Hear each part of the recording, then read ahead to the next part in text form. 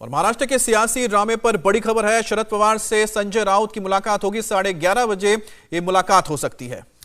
इस वक्त की बड़ी खबर आपको बता दें, वाईबी चौहान सेंटर में ये मुलाकात होनी है। मीटिंग के लिए अपने घर से निकल चुके हैं शरद पवार।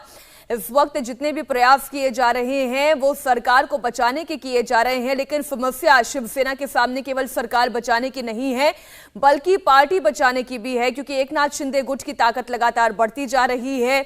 इधर एमएलएस की संख्या केवल गिनती भर रह गई है उद्धव ठाकरे के पास, और इधर संजय राउत मीटिंग करने वाले हैं शरद पवार से। शरद पवार क्या संकट मोचक वाकई में शिवसेना के लिए बन पाएंगे या नहीं, क्योंकि जो एकनाथ शिंदे गुट के विधायक है उनका कहना ही यह है कि ये बहुत ही बेमेल गठबंधन है। पार्टी में उद्धव ठाकरे उनकी सुन नहीं रहे हैं, शरद पवार की दखल अंदाजी ज्यादा है।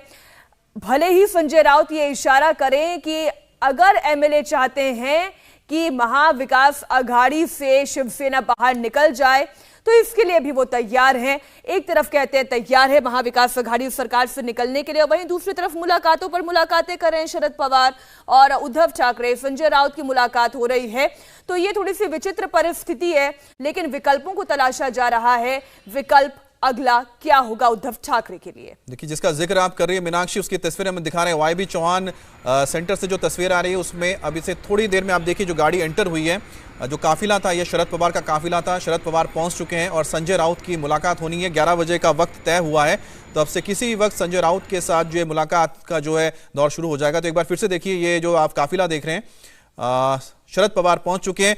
और सबसे बड़ी बात है कि इस वक्त शरद पवार सेंटर में है। एमबीए यानी कि महाविकास अघाड़ी की आप कह सकते हैं जो नींव रखी गई थी और जो जद्दोजहद हुई थी, और इसी कोशिश में उन्होंने उद्धव को आगे करते हुए महाविकास अघाड़ी सरकार बनाई। लेकिन अब जो संकट के बादल छाए हैं उसमें अब देखना है कि किस तरह से शरद पवार बचा पाते हैं इस नैया को।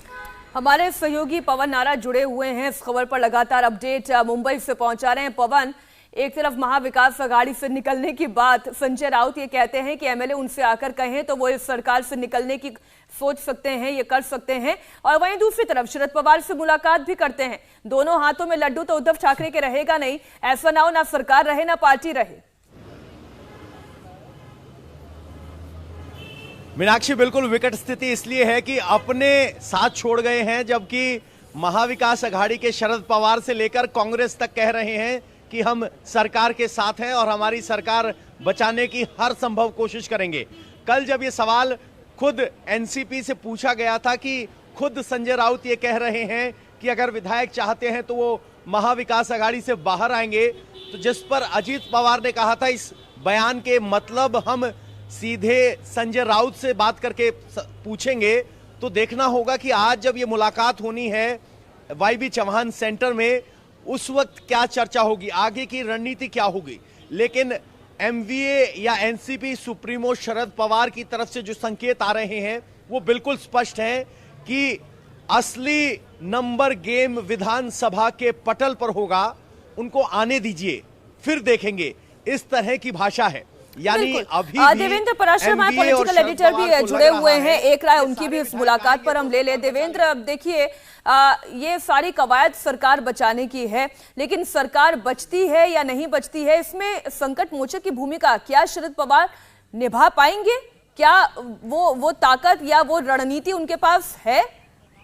ये जोरदार कोशिश ज़रूर करेंगे। और संजय राउत के साथ शरद पवार की इक्वेशन की बात करें तो मुंबई के पॉलिटिकल कॉरिडोर में ऐसा कहा जाता है कि संजय राउत भले ही शिवसेना में हों, लेकिन वो असली उनका इक्वेशन शरद पवार के साथ है। और शरद पवार के आदमी के तौर पे बहुत सारे लोग उनको व्याख्यायित करते हैं और ये बताते हैं कि असल में वो शरद पवार के आदमी हैं।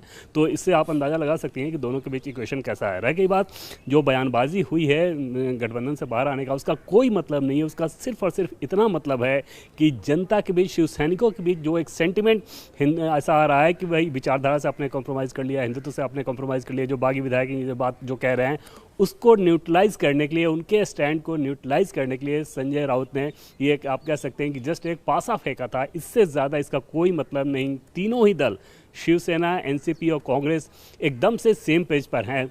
और 2 दिन पहले की बैठक में उद्धव ठाकरे के साथ जब कुछ विधायक थे जो कि उनके साथ उनके समर्थक हैं, और उनमें से एक ने कहा कि हमें अभी भी लगता है कि बीजेपी के साथ नेचुरल अलाई रहेगा, तो उद्धव ठाकरे ने 2 टूक शब्दों में मना कर दिया था। तो इसमें कहीं कोई इफ एंड बट नहीं है। हाँ, ये जरूर है कि चाहेंगे कि गुवाहाटी से जब विधायक मुंबई आए तो एक दूसरा खेल शुरू किया जाए। इंडिया टीवी हर वक्त हर जगह डाउनलोड करने के लिए सर्च करें India TV news Google play store या ऐप स्टोर पर।